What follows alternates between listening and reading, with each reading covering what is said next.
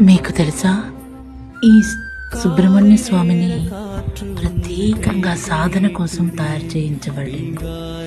ఈ సుబ్రహ్మణ్య స్వామి వైదిక రక్తశిలతో తయారు చేయబడిన సుబ్రహ్మణ్య స్వామి. సుబ్రహ్మణ్యుడు అంటేనే ఎంతో శక్తివంతమైన స్వామి. అందుకని ప్రెగ్నెన్సీ టైంలో కూడా సుబ్రహ్మణ్య జననాన్ని చదువుకుంటూ ఉంటారు.